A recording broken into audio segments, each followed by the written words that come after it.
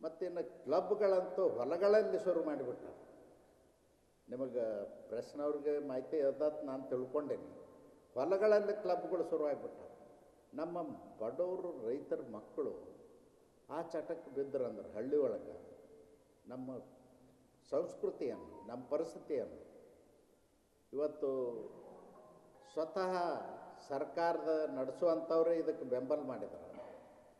ನಾನು ಒಂದೊಂದು ಜಿಲ್ಲೆನಲ್ಲಿ 20-30 ಕಡೆ ಹೊಲಗಳಲ್ಲಿ ನಡಿಲಕ್ಕತ್ತೈತೆ. ಮೊದಲು ರಿಜಿಸ್ಟರ್ಡ್ ಕ್ಲಬ್ಗಳಲ್ಲೇನೋ ಇಸ್ಪೆಟ್ ಆಡ್ತಾರಂತ ಕೇಳಿದ್ವಿ, ಆದರೆ ಇವತ್ತು ಹೊಲಗಳಲ್ಲೇ ನಡಿಲಕ್ಕತ್ತದ.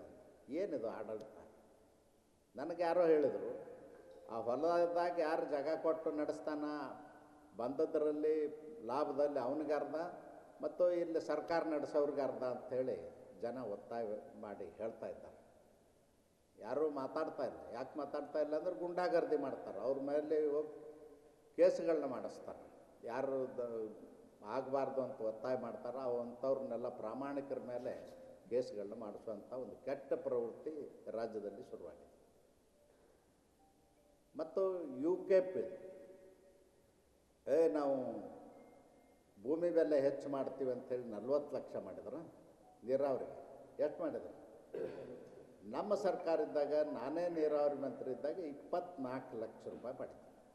ಮುಳುಗಡೆ ಆಗ್ತಕ್ಕಂಥ ಜಮೀನಿಗೂ ಮತ್ತು ಕೆನಾಲ್ ನೆಟ್ವರ್ಕಿಗೆ ಹೋಗ್ತಕ್ಕಂಥದ್ದು, RCಗಳಿಗೆ ಹೋಗ್ತಾ ಎಲ್ಲರಿಗೂ ಒಂದೇ ರೇಟ್ ಕೊಟ್ಟಿದ್ದೆ. ಈಗ 3 ರೇಟ್ಗಳನ್ನ ಮಾಡಿದ್ದಾರೆ. ಕೆನಾಲ್ಗೆ ಹೋಗೋದಕ್ಕೆ ಅತ್ಯಂತ ಕಡಿಮೆ, RCಗಳಿಗೆ ಹೋಗೋದು ಅತ್ಯಂತ ಕಡಿಮೆ.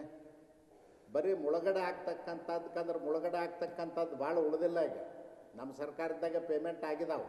30,000 ಎಕರೆಗಿಂತಲೂ ಹೆಚ್ಚು ಪೇಮೆಂಟ್ಗಳಾಗಿದಾವೆ. 1,34,000ದಲ್ಲಿ 1,04,000 ಅಷ್ಟೇ ಉಳಿದಿತ್ತು ನಮ್ಮ ಸರ್ಕಾರ ಹೋದ ದಿವಸ. ಮತ್ತು SLO ಅಕೌಂಟ್ನಾಗ 2,000 ಕೋಟಿ ಇಟ್ಟಿದ್ದೀವಿ ನಾವು. ಅದನ್ನು ವಾಪಸ್ ತೊಗೊಂಡ್ರಿ ಸರ್ಕಾರ ಬಂದ ಮೇಲೆ. ಅನೇಕರು ಕನ್ಸೆಂಟ್ ಕೊಟ್ಟಿದ್ದಾರೆ, ಕೋರ್ಟಿಗೆ ಅಲಿತಾ ಇದ್ದಾರೆ. ಅದಕ್ಕೆ ಬರೀ ನಾವು ರೇಟ್ ಫಿಕ್ಸ್ ಮಾಡಿದೀವತ್ತ ಶೋ ಮಾಡಿದ್ರೆ ನಡೆಯೋದಿಲ್ಲ. ಅನುದಾನ ಕೊಡಬೇಕು.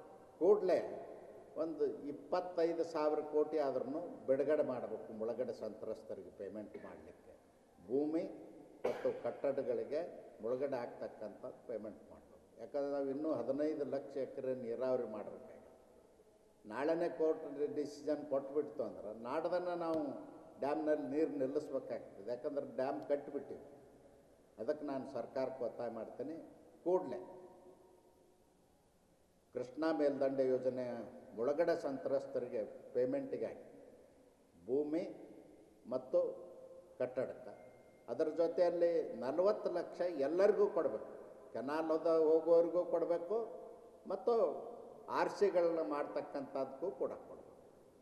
3 ರೇಟ್ ಮಾಡ್ತಕ್ಕಂಥದ್ದು ಅನ್ಯಾಯ. ನಮ್ಮ ಜಿಲ್ಲೆನಲ್ಲಿ ಈ ಪ್ರದೇಶದಲ್ಲಿ ಬರ್ತಕ್ಕಂಥದ್ದಕ್ಕೆ ಎಲ್ಲದಕ್ಕೂ 40 ಲಕ್ಷದ ಪೇಮೆಂಟಿಗೆ ಅರ್ಹರಿದ್ದಾರೆ ರೈತರು, ಕೊಡಬೇಕು ಅಂತ ನಾನು ಒತ್ತಾಯವನ್ನು ಮಾಡ್ತೇನೆ.